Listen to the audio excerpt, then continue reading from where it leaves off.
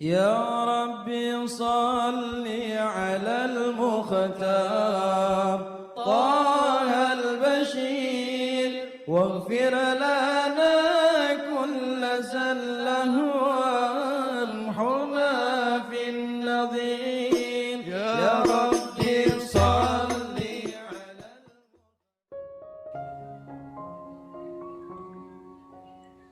Bismillahirrahmanirrahim. Alhamdulillahi rabbil alamin. Allahumma salli wa sallim ala sayyidina Muhammadin wa ala ali sayyidina Muhammadin miftahi babi rahmatillah adada ma fi ilmillah salatan wa salaman daimaini bidawami mulkillah. Assalamualaikum warahmatullahi wabarakatuh. Sahabat online yang dirahmati Allah, alhamdulillah kita bisa berjumpa kembali. Mudah-mudahan kita senantiasa diberikan kesehatan, umur panjang fi taatillah, juga senantiasa mendapatkan taufik dan hidayah dari Allah Subhanahu wa taala. Pada pertemuan kita kali ini, mari kita ngaji bareng Habibana Novel bin Muhammad Al-Idrus, yaitu tentang etika bergaul dalam Islam. Pada malam hari ini, kita akan belajar bersama tentang bagaimana mengelola pergaulan kita dengan manusia yang lain. Ya, mengelola pergaulan kita dengan manusia yang lain. Kebetulan akhir-akhir ini saya jarang bergaul dengan manusia. Bukan tidak bergaul dengan manusia, jarang. Karena memang saya hanya ngajar, selesai ngajar pun saya masuk ke dalam. Ceramah keliling pun sudah hampir enggak pernah saya lakukan. Setiap kali ada undangan saya bilang maaf jadwal penuh. Ya betul penuh. Ya penuhnya ngapain? Penuh ngajar online. Ya penuh untuk baca kitab. Ya penuh untuk bekerja cari nafkah buat orang banyak. Diisi itu jadwal hidupnya. Biar generasi yang lebih muda yang banyak keliling dari satu tempat ke tempat yang lain. Bukan saya enggak keliling, tetap. Tapi hanya 1-2 tempat. Selebihnya duduk di rumah. Tentunya pengalaman pergaulan saya dengan manusia yang lain dari saya kecil sampai insya Allah nanti jam 12 lewat 1 detik. Menurut KTP itu ulang tahun saya yang ke-49. Insya Allah, sekaligus ini bocoran, siapa tahu ada yang mau ngadu. Ya, saya menurut KTP itu lahir 27 Juli. Menurut ibu saya 24 Juli. Nah kok ada perbedaan antara KTP dan ibu saya? Ya enggak ada yang salah. Waktu minta surat kelahiran, yang ditulis tanggal keluar dari rumah sakit. Lahir 24 tapi ditulis tanggal lahir itu sesuai keluar dari rumah sakit. Namanya Naufal, yang nulis menggok sidik A-nya jadi E, jadi Novel. Nah, karena orang tua saya termasuk orang tua yang moh mumet dan moh ruwet, ya pengen nyenengkan orang ya gitu ya, udah alhamdulillah gitu. Suwun, terima kasih. Hikmahnya saya minimal Masehi punya 2 hari ulang tahun. 24 kemarin, 27 nanti malam. Ya, insya Allah. 49 tahun Masehi, 50 tahun Hijriah. Saya lahir tanggal 15 Rojab, hari Kamis. Jadi pas purnama itu ya. Lahir. Manusia apa itu? Serigala. Nama saya Noval, di antara arti Noval itu di antara artinya Nanti kalau dicari di kamus, ada yang mengartikan novel itu serigala. Selain novel itu macan, ya, novel itu singa, novel itu serigala, tapi novel itu juga berarti pria tampan yang dermawan. Masya Allah, ini siapa tahu ada yang mau ngasih nama anaknya novel gitu ya.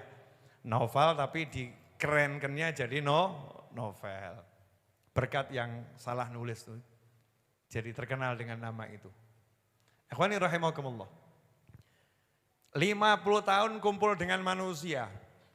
Ya mudah-mudahan antum panjang umur, saya panjang umur, kita semua panjang umur, sehat wal afiyah fi taatillah, amin. Tapi menurut hitung-hitungan kuburan, dan kuburan itu hitung-hitungannya enggak ada dusta. Coba yang ahli statistik buat survei di 10 kuburan, ambil sampel satu saja, setiap kota satu di 10 kota. Dari mulai ujung Jawa Barat sampai ujung Jawa Timur, ambil sampel satu-satu. Indonesia maupun luar negeri. Insya Allah nanti hasil surveinya nggak akan ada perbedaan pendapat. Rata-rata yang di kuburan itu umurnya 60 sampai 70 tahun.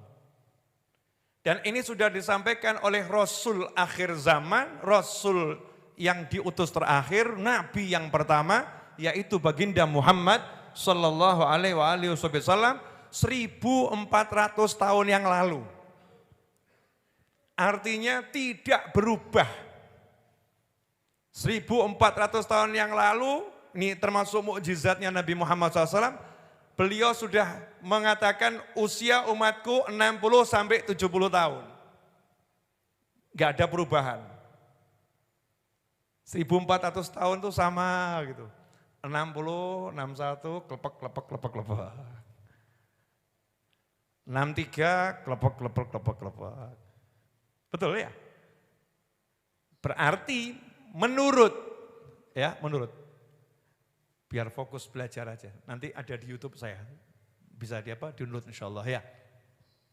Menurut usia tersebut, umur saya masuk usia kuburan berapa tahun lagi? 10 tahun lagi. Nah, antum kira-kira masuk usia kuburan berapa tahun lagi? Masih lama gitu ya. Cah nom. Anak muda bilang, masih lama Bib. Yai Ustadz guru masih lama. Saya 40 tahun lagi. Dulu saya juga mikir gitu, masih 30 tahun lagi. Tiba-tiba tinggal 10 tahun. Gak terasa. Tahu-tahu tinggal 5 tahun. Tahu-tahu nanti disolati. Tahu-tahu dipikul. Tahu-tahu dikubur. Saya udah pernah itu. Dikubur, saya lihat diri saya dikubur, pernah itu. Beneran, tapi ngimpi. Untung tangi, alhamdulillah gitu ya. Melek. Mudah-mudahan pertanda panjang umur, fita'atillah sawalafi, amin. Nah ikhwani rahimakumullah, karena saya sadar umur saya ini sudah dekat kuburan. Kalau saya mau ngatur gimana sisa hidup saya ini selamat. Finishnya husnul khatimah, begitu isdet langsung swarga. Ya pengennya kan begitu. Nah dalam rangka itu saya ngajak-ngajak yang lain, siapa tahu gitu ya. Ada yang mau tiru. Salah satu cara biar selamat sampai akhir, itu ngelola hubungan dengan manusianya selamat. Karena hidup itu hubungan antara manusia yang satu dengan manusia yang lain. Baik itu dalam cari nafkah bisnis, partner, ada lagi yang atasan dengan bawahan, antara bos dengan karyawan, antara pembeli dengan penjual. Belum lagi nanti ketemu orang yang tidak dikenal di jalan. Belum lagi yang ketemu tinggal satu kampung, yaitu nanti seperti apa dan seterusnya. Satu rumah, kakak beradik, mertua menantu, paman bibi, sepupu. Ini hubungan antar manusia. Siapa yang selamat dalam hubungannya dengan manusia, selamat perjalanan ke akhirat insya Allah. Berarti teknik biar selamat hubungan dengan manusia harus kita pelajari. Ya harus kita pelajari. Inilah yang akan kita bahas malam hari ini. Kira-kira mau enggak kita belajar bareng? Ya belajar bareng. Saya kan sudah 50, insya Allah pengalaman lebih banyak. Ya. Nomor 1, jangan pernah mengharapkan kamu bisa memuaskan orang lain. Jangan pernah. Nanti yang ada kecewa. Berusaha puaskan orang sebanyak mungkin, tapi jangan pernah kamu berharap orang merasa puas dengan kamu. Sehingga nanti kalau kamu sudah berbuat sebaik mungkin, kok ada yang kecewa, kamunya biasa-biasa saja. Contoh, Bu, boleh buat contoh? Boleh. Hamil 9 bulan, yang laki jangan komentar karena enggak hamil. Mengandung 9 bulan. Menurut pengalaman wanita-wanita yang hamil dan yang melahirkan, seringan apapun hamil itu berat. Wahnan ala wahnin. Hamil itu berat. 1, berat badannya nambah. Betul ya? Karena enggak sendiri lagi, ada yang lain. Yang kedua, fisiknya berubah. Yang ketiga, sifatnya terpengaruh hormon. Karena kecampur macam-macam. Yang keempat, yang kelima dan seterusnya, ujung-ujungnya taruhan nyawa. Mau melahirkan jabang bayi ini, taruhan nyawa. Setelah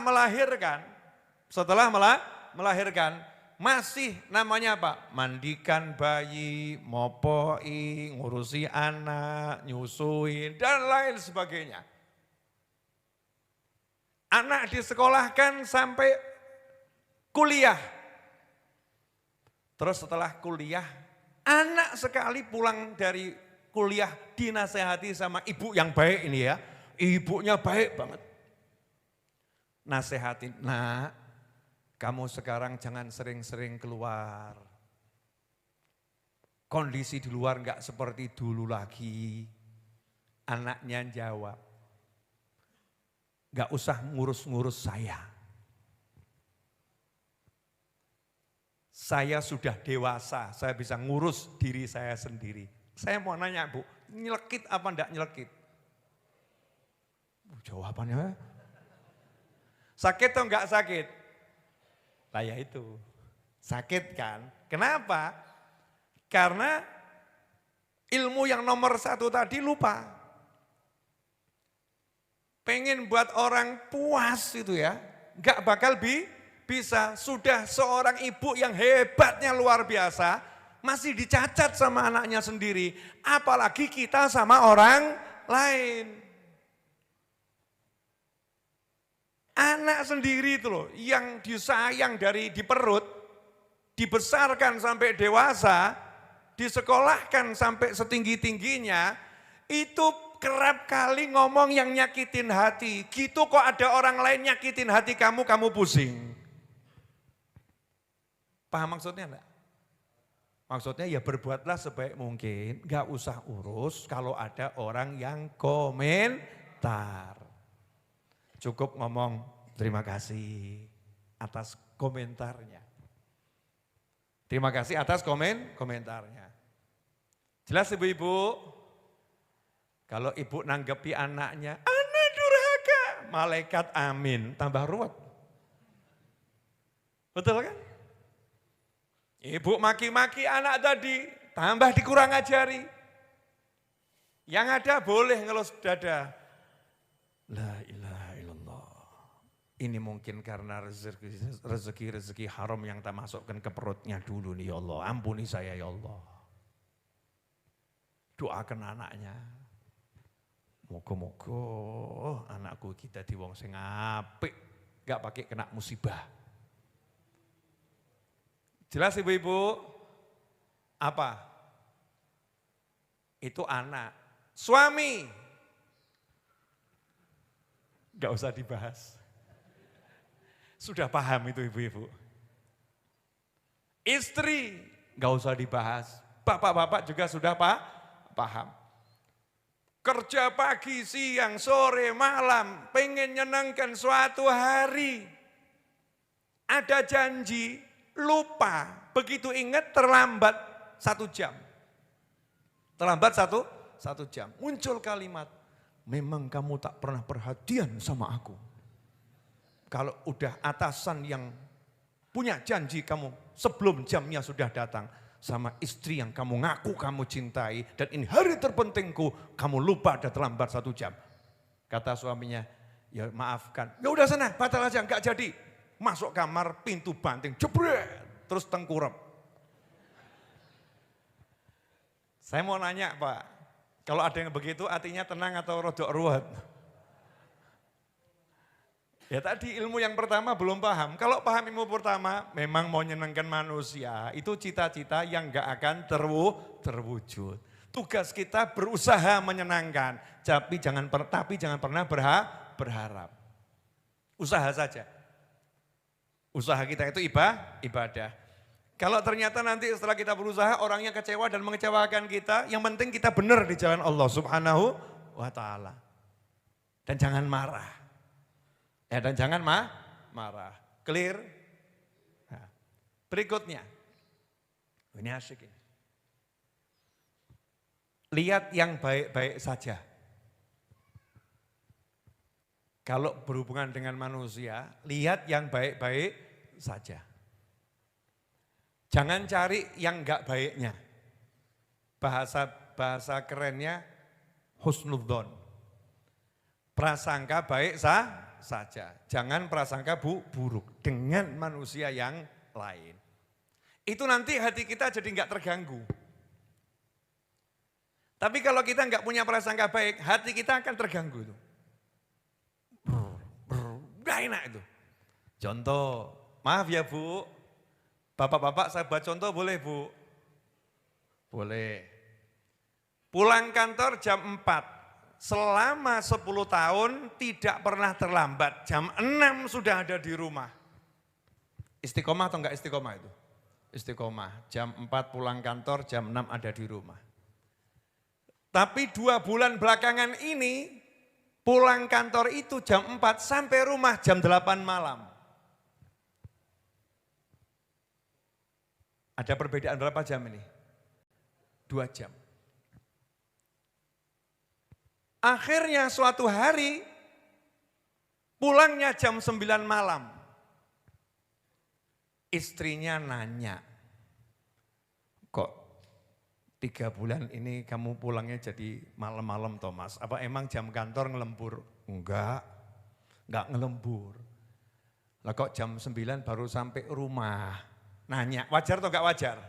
Wajar. Nanya loh ya, kalau prasangka buruk enggak boleh. Kalau nanya boleh. Dijawab sama suaminya. Lah ya saya sih pengennya cepat sampai rumah. Kalau bisa jam 4 selesai kantor, jam 4 sampai rumah. Tapi masalahnya itu jalan sekarang enggak sama dengan 10 tahun yang lalu. Macet. Lagi ada proyek perbaikan jalan. Ini udah 3 bulan enggak jadi. Masuk akal atau enggak masuk akal? Masuk akal. Logis atau enggak logis? Logis. Oh gitu ya Mas ya? Iya. Besoknya sore jam 4. Jam pulang kantor jam 5, istri telepon temennya suami. Halo, Assalamualaikum, Waalaikumsalam. Suami saya sama jenengan. Wah sudah 3 bulan ini kalau pulang enggak bareng saya. Oh gitu ya? Iya. Dan kalau pulang sekarang enggak jam 4, beliau itu jam setengah 4 sudah jalan pulang. Nanya Bu, telepon ditutup, panas atau enggak panas? Itu yang jawab belakang tuh, panas. Panas atau enggak panas? Panas. Kenapa panas? Oh, enggak ada kompornya loh. Itu hanya orang ngomong apa adanya, ngasih informasi. Tapi langsung panas. Kenapa? Setan itu nyata. Alladzi yuwaswisu fi sudurin nas minal jinnati wan nas. Masuk telinga, informasi, ternyata setengah 4 dia pulang 3 bulan ini. Tapi kemarin dia cerita jam 4 sore jam pulang kan kantor. Ditelepon suaminya, enggak diangkat-angkat. Jam 9 sampai di rumah, wajah istrinya, Masya Allah sudah. Banyak contoh di sinetron-sinetron tuh ya. Kehidupan nyata insya Allah enggak ada. Wajahnya,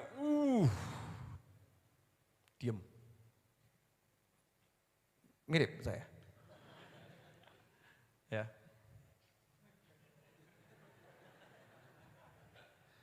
Ditanya sama suaminya, ada apa Bu, sakit kepala? Masya Allah, mulai ngos. Aman Ustaz Iis, mantan anyar aman. Insya Allah selamat terus gitu kan ya. Amin, mulai ngos. Nah ini suaminya baik. Nanya ada apa, kok wajahmu berubah, buang muka, enggak nyambut aku seperti biasanya. Istrinya enggak kuat, tadinya mau diem tapi enggak kuat. Selama 3 bulan ini kemana kamu? Ya dijawab, ngantor. Selesai kantor kamu kemana?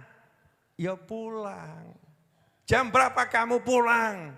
Setengah 4. Bukannya jam kantor itu jam 4 baru pulang. Kenapa kamu pulang jam setengah 4? Alhamdulillah saya minta izin atasan diizinkan. Kok enggak ngasih tahu saya? Kan kamu enggak nanya saya pulangnya jam berapa. Kamu kan nanya jam pulang kantor, saya jawab jam pulang kantor jam 4. Kenapa? Dari setengah 4 saya telepon kok enggak diangkat-angkat. Ya saya lagi di jalan enggak dengar.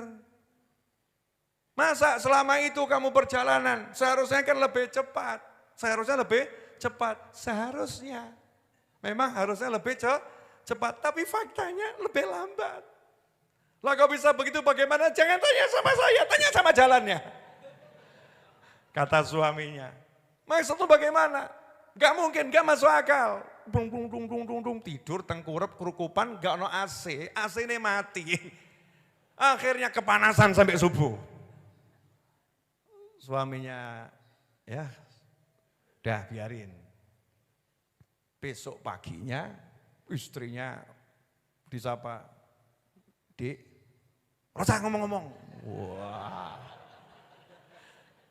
Santai ya, santai. Ini kita baru bicara yang terjadi dalam kehidupan dulu ya. Dik, Rosa ngomong-ngomong. Gak usah bicara sama saya. Berangkat suaminya ke kantor, bismillah, niat cari nafkah. Istrinya kemudian pergi ke pasar. Di pasar ketemu sama ibu-ibu lagi ngerumpi. Ngomong, itu perbaikan jalan di sana itu ya udah 3 bulan. Masya Allah, dulu itu 2 jam nyampe rumah. Sekarang macetnya luar biasa, 5 jam baru sampai rumah.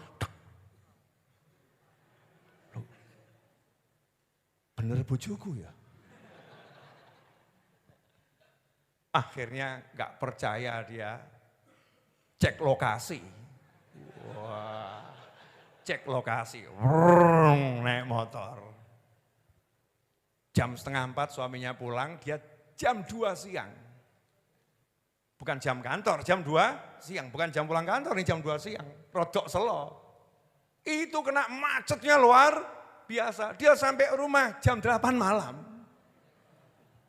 Wah sama, Masya Allah ternyata benar suami saya, bla bla bla. Dan lain sebagainya. Suaminya pulang jam 9, Assalamualaikum, Waalaikumsalam mas, sepurone mas. Mohon maaf, rugi atau enggak rugi? Itu untung cuma berapa jam ya, rugi ya, kenapa? Tidur tengkurep, kerukupan, kepanasan, atine panas, pikirannya mumet. Enak atau enggak enak? Enggak enak, cuman gara-gara apa? Prasangka buruk. Maka ada satu kaidah, Asy-syariah tahkum bidz-dzawahir. Ini pegang. Syariat itu menghukumi dengan apa yang kelihatan oleh mata. Data yang ada. Enggak boleh pakai prasangka. Makanya kalau dalam pengadilan, ya saya kira, enggak boleh saya kira. Saksinya ada enggak? Kan begitu ya. Buktinya mana? Nah Islam juga begitu. Enggak boleh kita mengira-ngira, ini jam sekian kira-kira dia mampir. Kalau enggak ada bukti dia mampir, jangan bilang dia mampir.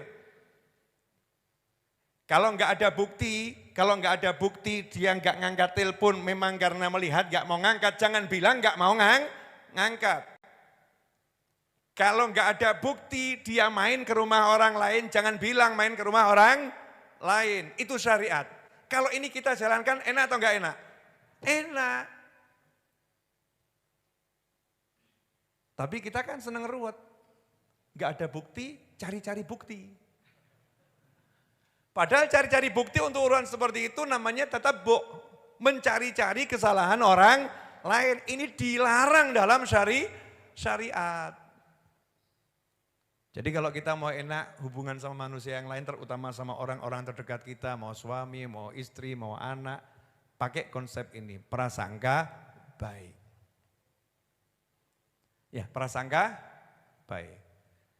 Jelas? Bu? Jelas? Bu? Jelas? Apa yang jelas? Jangan cek HP.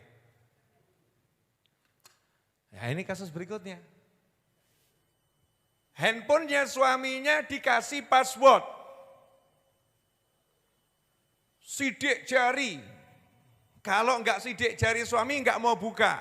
Ngomong istri, 10 tahun kita menikah, kamu enggak pernah sembunyi-sembunyikan dari saya. Kenapa sekarang handphone dikasih password segala?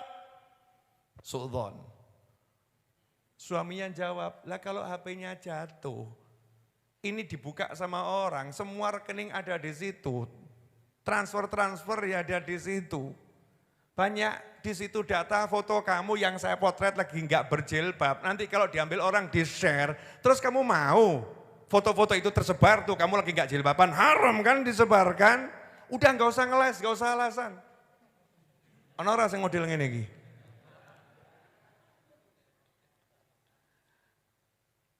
Dan sebaliknya. Niatnya, syariatnya, handphone dikasih password, handphone dikasih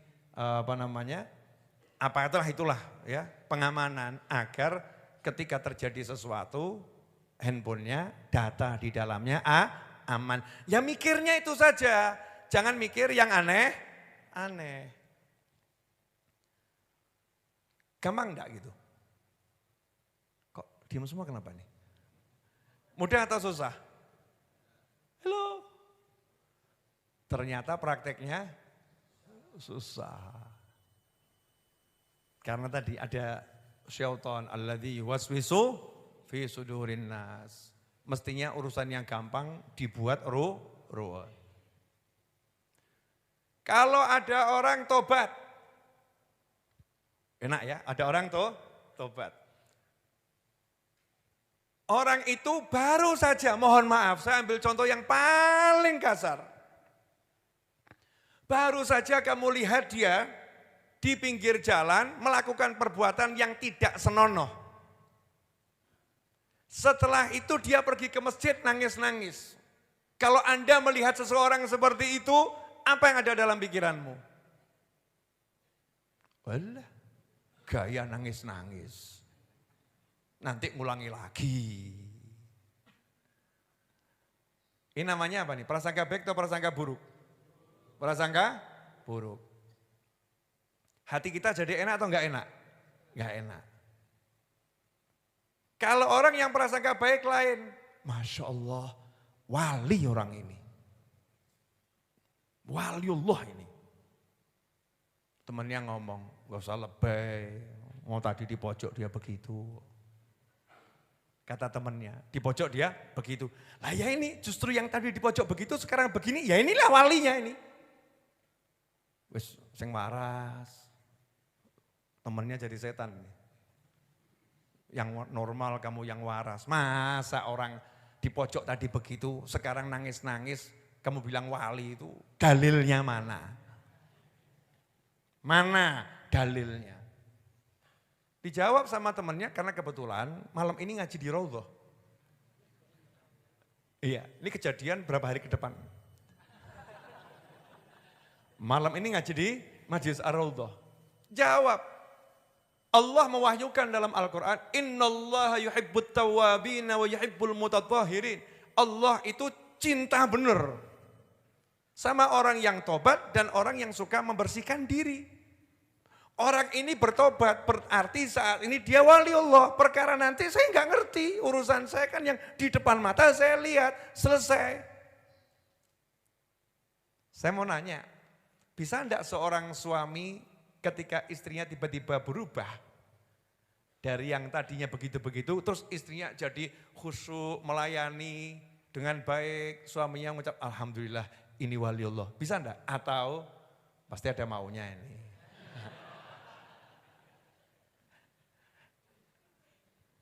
Yes, tobat gak jelas ini cuman pura-pura saja ini.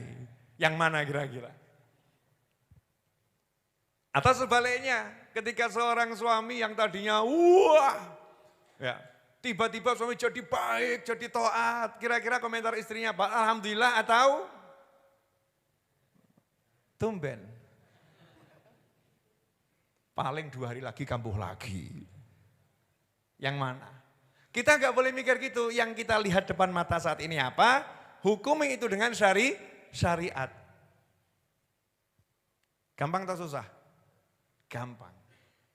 Jadi nanti kumpul sama orang itu jadinya enak.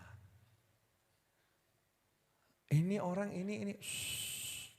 Ini orang lagi duduk baca Al-Quran. Orang baik, selesai. Tapi dia yang kemarin jangan dibahas, diem. Ini lagi baca Al-Quran. Lu saya lihat sendiri, ini sekarang kamu lihat dia baca Al-Quran. Bisa enggak gitu? Dasar suami enggak mau dengarkan ucapannya istri. Wah. Ada enggak yang pernah ngalamin yang seperti itu? Ini kok diem semua, istrinya ikut apa? Atau sebaliknya, ada enggak yang ngalamin seperti itu istri-istri ini? Suaminya begitu. Ini sederhana, lihat orang, gunakan hukum syariat. Jangan katanya, jangan pikirannya, jangan kira-kira, jangan mungkin, enggak ada. Untuk menghukumi orang jadi jelek, enggak ada. Jadi kalau sama-sama boleh mungkin, kita ngomong aja, mungkin dia bentar lagi taubat. Mungkin dia punya dosa itu tapi dia punya taat yang banyak. Mungkin dia termasuk orang yang diampuni Allah Ta'ala walaupun dosanya sebanyak mungkin karena Allah bebas ngampuni siapa yang dia mau. Mungkin dia, Arab ngomong apa awamu. Kalau bicara bab mungkin kan syariat juga banyak kata mungkin yang justru bersyariat. Ya, kata mungkin yang justru bersyariat. Jelas? Nah, kenapa saya ngomong seperti tadi itu ya? Ini ada satu kisah. Habib Ali Habsyi rahimahullah. Ya insya Allah antum kan sudah kenal siapa Habib Ali bin Muhammad bin Husain al-Habsyi. Beliau ini putranya Muftil Haramain. Tahun 1250 sekian Mufti Haramain ya. Habib Muhammad bin Husain al-Habsyi itu Mufti Mekah dan Madinah. Punya putra di antaranya namanya Husain, itu termasuk sanad ilmunya Mbah Hashim juga nyambung ke Habib Husin. Punya putra juga namanya Ali. Panggilannya Habib Ali bin Muhammad bin Husin Al-Habsyi. Pendeknya Habib Ali Al-Habsyi. Yang tiap tahun diholi di seluruh dunia. Khususnya di kota Solo juga diselenggarakan holnya. Karena 2 putranya wafat di kota Solo. Habib Ali Habsyi itu ngasih nasihat indah. Sekarang ini banyak orang yang kehilangan kemampuan berprasangka baik kepada orang lain. Ya, kita-kita ini, kata beliau itu bahasanya kita-kita ini kehilangan kemampuan berprasangka baik kepada orang lain. Sehingga kita enggak bisa mengambil kebaikan yang Allah titipkan pada diri orang lain. Jadi Allah menciptakan manusia ini dititipi di diri manusia itu rahasia. Dalam arti rahasia keistimewaan. Ya setiap orang. Makanya manusia itu wujudnya model apapun kalau dia bisa mengolah keistimewaannya dia jadi sesuatu yang luar biasa. Nah kita bisa mengambil keistimewaan orang lain, kita copy, cloning, masuk ke dalam tubuh kita. Caranya cuma satu, prasangka baik. Kalau enggak pakai prasangka baik, enggak bisa ngeloning keistimewaan yang ada dalam diri orang lain. Cuman husnudzon, prasangka baik. Itu nanti bisa ngambil. Semakin kita mudah prasangka baik sama orang lain, semakin mudah kita tertipu dengan orang lain. Ya, karena kalau udah prasangka baik itu harus ada tambahannya. Jangan cuma prasangka baik, nanti enggak ada waspada, akhirnya tertipu. Prasangka baiknya jalan, tapi ya kacamata waspadanya tetap jalan. Jangan cuma waspada, enggak ada prasangka baik, akhirnya suudzon tok hidupnya itu. Prasangka buruk. Jadi lebih pada prasangka baiknya, tapi tetap waspada, hati-hati gitu. Karena mukmin itu harus kuat, enggak mudah ditipu. Gunakan prasangka baik, kamu akan dapat kebaikan orang banyak. Setiap orang bisa kamu ambil kebaikannya di cloning itu. Cuman masalahnya, untuk itu kebanyakan manusia mengalami kesulitan. Ya mengalami kesulitan. Nah suatu hari Habib Ali ngasih contoh pengalaman beliau ketika praktek husnudzon ini, prasangka baik. Habib Ali ini pergi ke pasar, ketemu orang penjual ikan asin. Lagi jual ikan asin itu ya. Tapi ke pasarnya itu menggunakan hati yang husnudzon pada semua yang di pasar. Prasangka baik, ini orang baik semua. Ini orang soleh semua. Sama Allah dibukakan kekuatan hati ini sehingga bisa klik. Itu yang jual ikan asin itu wali besar. Itu namanya ittaqu firasatal mu'min fa innahu yanzuru binurillah. Begitu sabda Nabi Muhammad SAW. Hati-hati dengan firasat mukmin karena dia kalau lihat hatinya itu melihat dengan cahaya Allah. Sehingga bisa ngerti ini wali. Maka disamperin, tahu ada wali lagi jualan ikan asin, disamperin. Pengen kenalan. Lah walinya juga paham kalau udah terbongkar rahasianya. Maka noleh langsung noleh, enggak pakai ngomong itu, langsung noleh. Kamu pengen ngobrol sama saya sekarang atau kamu banyak waktu? Kalau banyak waktu, saya selesaikan dulu dagangan saya, selesai nanti baru kita ngobrol. Tapi kalau kamu tergesa-gesa, saya tutup warungnya sekarang, kita ngobrol di dalam. Enak ya kalau ketemu orang dengan begini ya. Jawabannya Habib Ali Habsyi, rahimahullah, saya waktunya luang, tunggu di sini. Jualan dia nimbang ikan, dilayani semua. Selesai, diajak masuk ke rumah, ayo masuk ke rumah saya. Rumahnya yang jual ikan asin. Rumahnya sangat sederhana, orangnya super miskin. Menuju lantai atas, orang-orang yang di Hadramut sana kan rumahnya 2 lantai gitu ya, atau 3 lantai. Memang begitu adatnya. Yang lantai atas itu ruang tamu. Lah, tangganya tuh biasanya agak lebar. Ini tangganya sempit sekali, tangganya sempit, hanya cukup 1 orang. Sampai di atas, diajak ngobrol, disuguhi, diajak ngobrol, ditanya. Kita ini mau bahas ilmu, mau ilmu yang mana? Ilmu tentang Allah atau ilmu tentang kemuliaan Nabi Muhammad SAW? Pakai nanya gitu.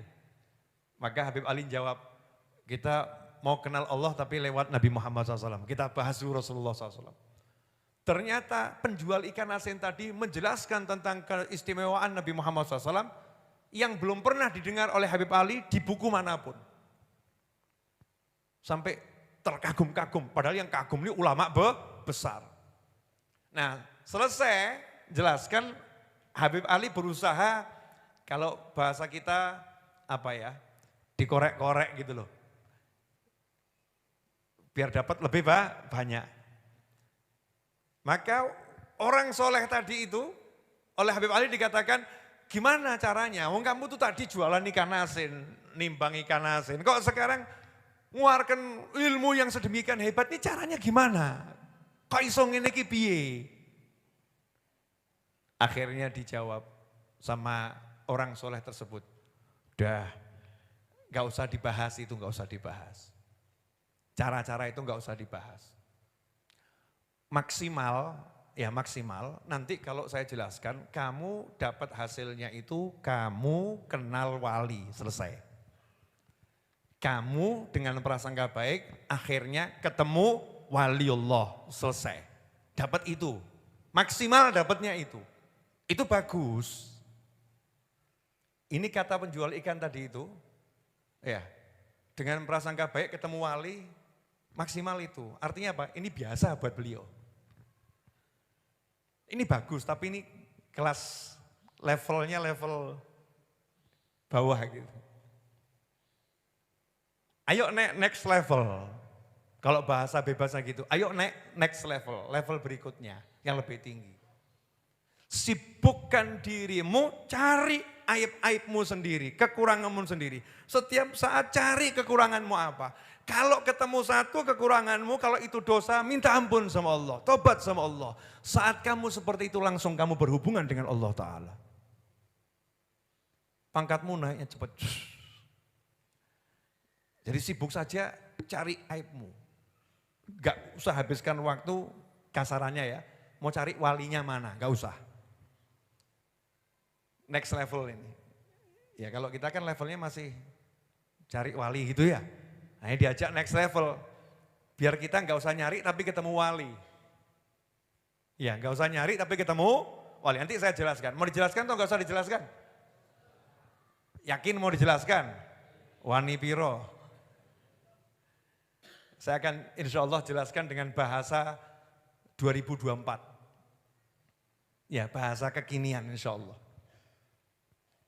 Habib Ali kemudian ngomentari, saya belum pernah mendapatkan pendidikan seperti pendidikan yang saya dapatkan dari penjual ikan asin tadi. Dia telah memberi saya ilmu adab yang luar biasa. Padahal orangnya jual ikan asin, ternyata ilmunya luar biasa. Nah, di sini ada tambahan nasihatnya Habib Ali begini. Lawang Nabi Muhammad SAW itu saja beliau bergaul dengan sahabat kok. Sahabatnya kalau urusan dunia, Rasulullah juga bergaul urusan dunia mereka. Yang penting enggak maksiat. Yang penting enggak maksiat. Nah kalau kita sekarang kan enggak. Diajak ngobrol sama teman urusan dunia, koyo-koyo nih. Dunia. Diajak sama teman misalnya, yuk temani saya duduk sebentar, cerita-cerita. Buang-buang waktu. Buang-buang waktu. Ini urusan dunia menyenangkan hati orang itu kan ibadah. Daripada ngobrol gak ada manfaatnya, mari kita berzikir. Koncone ya mumet, aku ya zikir tapi ya aku ya butuh ngobrol.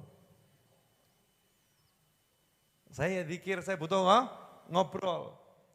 Nabi SAW ya berzikir, tapi Nabi juga ngobrol selama itu taat enggak maksiat, bukan gunjing, bukan obrolan yang haram. Jangan prasangka buruk sama orang lain, sibuk jaga dirimu, jangan berbuat dosa. Nah, ada satu kalimat yang menarik perhatian saya. Kita di zaman ini menilai wali sesuai apa yang di kepala kita. Kalau seperti mau kita, baru disebut wali. Gak seperti mau kita, bukan wali. Contoh, ada satu orang gambarannya wali itu sholat zuhur, habis itu ba'diyah 4 rakaat. Setelah sholat zuhur ba'diyah 4 rakaat, wali itu duduk zikir, baca kalimat tahlil 1000 kali. Setelah itu dia sholawat 2000 kali sampai asar. Sholat asar, habis asar zikir lagi sampai maghrib. Habis maghrib zikir sampai isya. Habis zikir lagi, tidur sebentar, bangun, tahajud sampai subuh. Wali. Lah kok dia pergi ke tempatnya seorang ulama, habis duhur ulamanya sholat ba'diyah 2 rakaat, setelah itu ngobrol sama tamu sampai asar. Langsung dia pulang. Wali kok hidupnya ngobrol saja, enggak zikir. Model begini ada enggak yang seperti ini? Ada enggak yang seperti ini? Akhirnya keliling Indonesia cari wali, tapi seperti yang di kepalanya. Kalau enggak sesuai yang di kepalanya, bukan wali. Masya Allah ini. Ini di atasnya wali makomnya ini. Nah, ini kesalahan fatal. Ya kesalahan fatal. Mau ketemu wali itu caranya gampang. Jadikan dirimu wali, nanti ketemu wali. Mau saya jelaskan tadi yang saya janjikan, mau ya? Masing-masing yang punya handphone perhatikan saja, perhatikan. Handphone. Di Masjid Ar-Raudhah ini ada yang namanya sinyal wifi atau WiFi, wifi apa sakarepmu ya.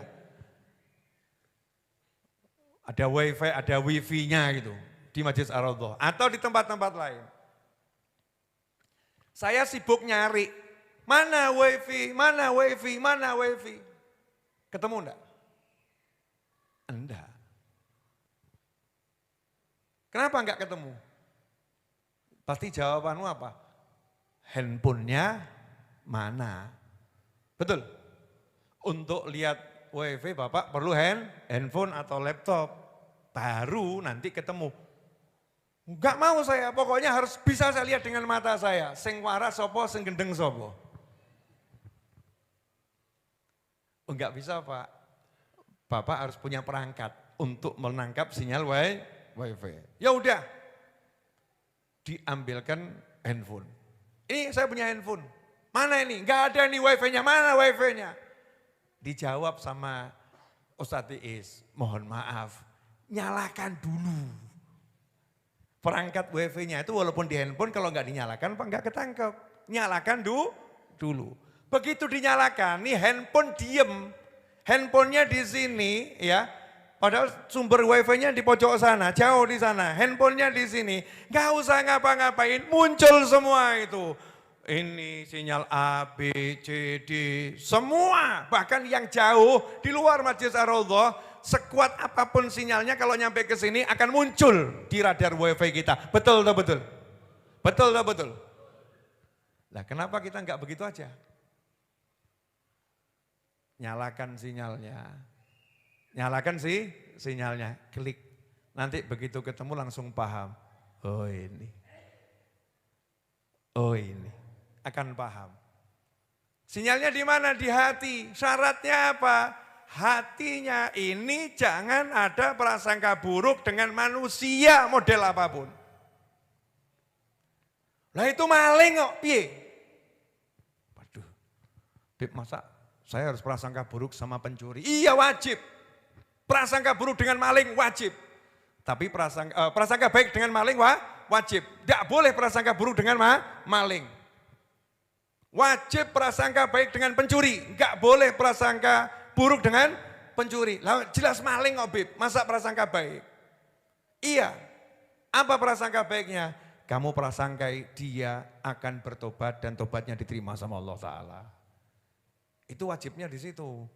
Jangan ada pencuri, mbok cap, wes maling, nganti tuwek maling, mati nih ya maling ini. Enggak boleh. Itu namanya prasangka jelek, buruk. Taruh di hati, prasangka baik. Kalau udah hatinya prasangka baik, terus sibukkan lihat diri, cari ada yang kotor, bersihkan, ada yang kotor, bersihkan. Begitu hati ini kotornya kurang banyak, daya nangkep sinyalnya kuatnya luar biasa. Sehingga orang-orang soleh itu walaupun ada di satu tempat, hatinya bisa terkoneksi dengan wali-wali yang ada di jagat raya ujung manapun. Terkoneksi hatinya. Mohon maaf, antum ini kalau lihat yang namanya sinyal 5G, sinyal ini merasa wah dengan sinyal 5G, wah nanti ada sinyal ini, wah sinyal ini downloadnya cepat ini dan lain sebagainya. Baru sinyal-sinyal yang direkayasa oleh manusia, mau kamu bandingkan dengan sinyal hati, enggak iso. Wong dulu waktu ketemu dengan calon suami itu Masya Allah, sama-sama diem bisa jatuh hati kok. Sinyal hati ini kan menembus raga, raga. Bahkan sinyal hati ini satu ada di Solo, satu ada di mana bisa nyambung. Enggak pakai kabel. Betul enggak? Betul enggak? Enggak pakai kabel. Diem tok gini sambil saling membayangkan suami istri yang hubungan jarak jauh itu. Masya Allah, kangen yang di sana, kangen. Bisa nyambung. Pakai kabel? Enggak pakai kabel. Lah kenapa ini tidak kita pakai untuk menemukan wali-wali Allah? Jadi enggak sibuk nanti cari wali, ketok iki wali. Wah, kok kayak ngono, rasido. Suudon. Kegiatannya itu wali. Ah, kok gitu? Gak jadi, suudon. Jadi dia bisa mendata mana wali, mana bukan wali, tapi akhirnya semua bukan wali. Makanya malam hari ini saya ngajak belajar itu saja. Belajar apa? Yuk kita sibuk korek-korek kotorannya sendiri terus didandani. Prasangka baik sama Allah tentang diri kita sendiri. Alhamdulillah. Alhamdulillah kita telah menyimak penjelasan dari beliau. Semoga ilmu yang telah kita peroleh ini dari Habibana Novel bin Muhammad Al-Idrus menjadi ilmu yang bermanfaat bagi kita, keluarga, dan anak cucu kita. Habibana Novel bin Muhammad Al-Idrus dalam kajian ini menjelaskan tentang tata cara bergaul dalam Islam.